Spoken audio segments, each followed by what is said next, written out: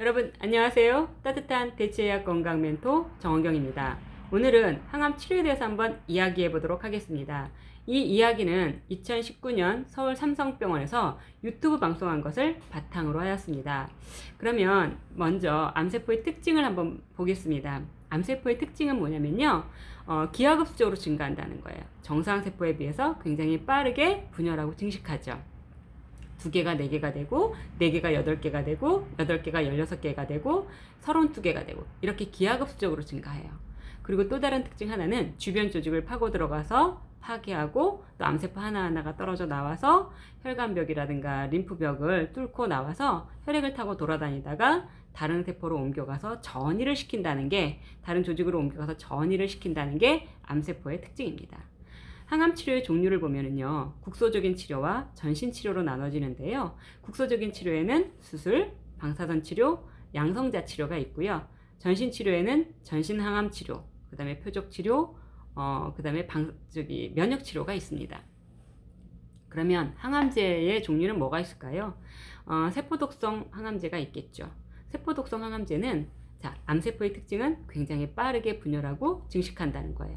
그렇게 빠르게 분열하고 증식하는 세포를 제거하는 게 바로 세포독성 항암제의 특징이에요. 그러면 면역 항암제는 NK세포라든가 면역은 뭐예요? 내 것이 아닌 것에 대한 거부 반응. 그러니까 내 것이 아닌 것을 내보내는 거죠. 그래서 NK세포가 세균이나 바이러스가 들어오면 그런 세포를 제거하는 거. 이게 이제 면역 항암제의 역할이에요. 그 다음에 표적 항암제. 유전자라는 건 뭐냐면 단백질 만드는 정보예요. 그러니까 여러분들 각각 개개인이 유전자가 다르기 때문에 부모하고 같은 유전자, 그러니까 이 사람의 유전자를 보면 부모가 누구다 이런 걸 알 수 있는 거잖아요. 암세포만의 특정적인 단백질, 암세포만의 유전자가 있어요. 그러니까 그런 세포만 이제 공격하는 게 표적 항암제예요. 항암요법에는 뭐가 있을까요? 선행항암요법이 있어요. 선행항암요법은 일단은 암세포의 크기가 커요. 그러면 그 크기를 줄여서 수술을 하든지 이제 이런 식으로 하는 거죠. 그러니까 미용면을 생각해야 되고 기능적인 면을 생각하는 거예요. 만약에 유방이다, 만약에 뇌다 이러면은 유방은 미용적인 면을 생각해야 되겠죠. 뇌는 기능적인 면을 생각해야 되겠죠. 수술이나 방사선 치료 전에 미리 항암제를 써서 크기를 최소한으로 줄여서 수술하는 거. 이게 선행항암요법이에요. 그 다음에 수술 후 보조항암요법이 있습니다. 그러니까 수술을 했는데 거기서 살아남은 암세포가 있어요. 그러면 이 암세포가 재발을 일으킬 수가 있기 때문에 그 암세포가 재발을 일으키지 않게 재발을 막기 위해서 하는 항암 치료가 수술 후 보조 항암요법이에요. 그 다음에 고식적 항암요법이 있어요. 암세포는 증식하는 거죠. 막 증식하고 전이시키고 근데 이런 거를 갖다 억제해요. 그래가지고 기능을 좀 완화하고 통증을 좀 완화시켜서 삶의 질을 향상시키는 그런 항암요법이 고식적 항암요법입니다. 항암 치료에 부작용이 있죠. 항암 치료의 가장 큰 부작용은 뭐냐면 암세포만 죽이는 게 아니라 정상세포까지 죽인다는 거예요. 근데 아무 세포나 죽이는 게 아니라 암세포의 특징은 뭐예요? 굉장히 빠르게 분열하고 증식하는 거죠. 그러니까 그런 세포를 제거하는 게 이제 항암제의 역할이잖아요. 그러니까 굉장히 우리 몸에서 빠르게 분열하고 증식하는 정상적인 세포가 같이 제거가 되겠죠. 그렇게 빠르게 분열하고 증식하는 세포에 뭐가 있냐면 골수세포, 점막세포, 그 다음에 모낭세포 이런 게 있어요. 골수세포의 역할은 뭐예요? 백혈구, 적혈구, 혈소판과 같은 혈액세포를 만드는 게 골수세포의 역할이죠.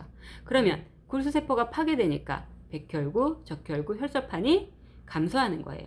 백혈구가 감소하면 면역력이 저하되니까 세균이나 바이러스가 우리 몸에 들어와도 걔를 물리칠 힘이 없는 거예요. 그러니까 세균이나 바이러스에 감염이 되니까 감기가 관리가 되고 폐렴에 걸릴 수 있는 거예요. 그래서 백혈구를 자연적으로 올릴 수 있는, 그러니까 항암 치료를 하게 되면 저번에 뭐라 그랬어요? 백혈구 수치가 너무 떨어지면서 고열이 발생하면서 응급실로 가게 되고 거기서 합병증이 발생해서 사망할 수도 있다 그랬죠.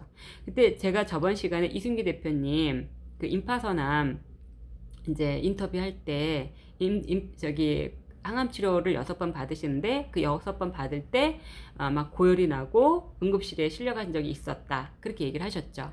그러니까 이제 그런 백혈구 수치를 저절로 올리는 방법은 뭐가 있냐면 그냥 가만히 기다리는 거예요. 그래서 만약에 백혈구 수치가 어느 정도 수준이 안 되면 항암 치료를 연기를 하는 거죠. 그리고 이제 너무 백혈구 수치가 떨어졌어요. 그래가지고 이 사람이 합병증이 생겨서 죽을 것 같아요. 그럴 때는 주사를 맞는 거예요. 백혈구 수치를 올려주는 거죠. 이렇게 하는 거고요. 그 다음에 적혈구가 감소하죠. 적혈구는 역할은 뭐예요? 산소 공급이죠. 산소 공급 안 되니까 빈혈, 어지럼증 이런 게 나타날 수가 있어요. 그리고 가장 큰 게 뭐냐면 항암 치료가 계속적으로 피곤한 이유가 뭐예요? 에너지가 안 만들어지는 거죠. 자, 우리 몸에서는 세포 내 미토콘드리아에서 산소를 포도당과 함께 태워서 38개의 ATP가 만들어지고 그거 갖고 우리가 쓰는 거예요. 산소가 없으면 2개의 ATP밖에 안 만들어져요. 그러니까 기억력 감퇴, 집중력 떨어지고 무기력해지고 기운 없고 이런 현상이 나타나게 되는 거죠. 그 다음에 혈소판이 제대로 안 만들어지면 혈소판의 역할은 뭐예요? 혈액응고예요. 혈액응고가 안 되니까 출혈이 나타나게 되죠. 그러니까 잇몸 출혈이라든가 코피라든가 혈변, 혈뇨 이런 게 나타날 수가 있죠.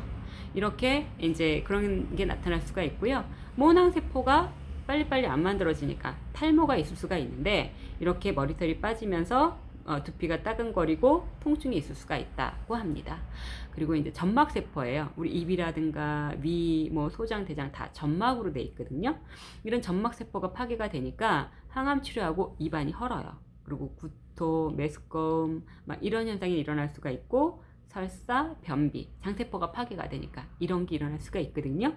그러니까 입안이 헐고 구토 나고 메스꺼우니까 음식을 못 먹으니까 체중 감소가 일어나겠죠. 그리고 이제 점막세포 설사를 하게 되니까 여러분 모든 사람들한테 다 현미가 좋은 게 아니에요. 왜? 이렇게 위라든가 이런 장부가 기능을 못할 때는 오히려 이렇게 부드러운 죽 같은 걸 먹어주는 거예요. 그리고 섬유질이 설사할 때는 수분 같은 거 따뜻하게 수분을 섭취를 해줘야 되고 섬유질이 풍부한 음식을 먹어주면 안 되겠죠. 왜냐하면 싸버리니까.